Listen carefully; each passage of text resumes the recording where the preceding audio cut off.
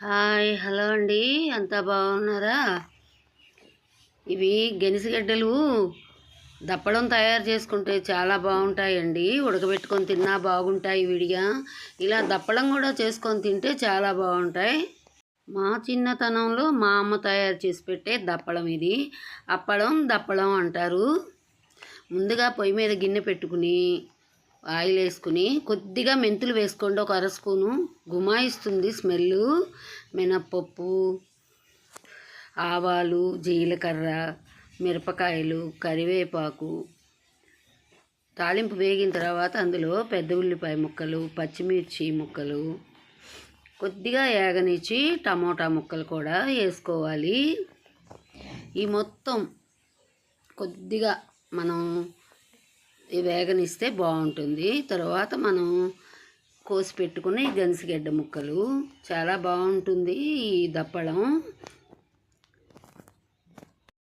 దీనిలో ఎలాంటి మసాలాలు వేయనక్కర్లేదు, అద్భుతంగా ఉంటుంది. అయినా కానీ కొద్దిగా చింతపండు, తగినంత చింతపండు తీసుకుని నానబెట్టి ఆ పులుసు పిసికి ఇందులో ఆ నీళ్లు కూడా పోయాలి, చింతపండు నీళ్లు. ఈ దప్పడం మా ఇంట్లో చాలా ఫేమస్. ఇలా తయారు చేసుకుని మనం వేడివేడి అన్నంలో తింటుంటే ఉంటుంది. ఇలాంటి ముక్కల పులుసు ఆరోగ్యానికి కూడా చాలా మంచిది, పిల్లలకు పెద్దలకు అందరికీను. ముక్కలు ఉడికిన తరువాత తగినంత బెల్లం కూడా వేసుకోవాలి.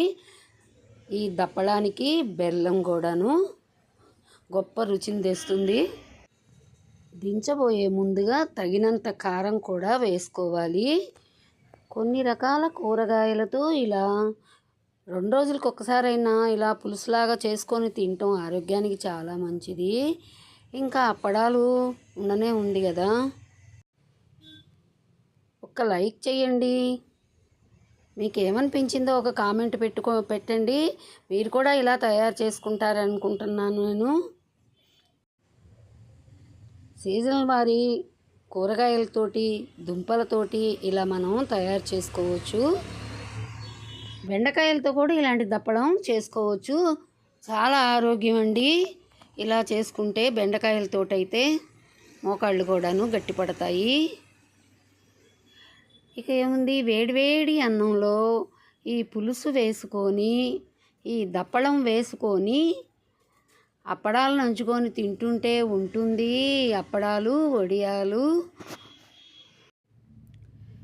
మీకు కూడా నోరూరుతుంది కదా, ఇంకెందుకు ఆలస్యం, మీరు కూడా ఇలా తయారు చేసుకొని ఎలా ఉందో ఒక కామెంట్ పెట్టండి.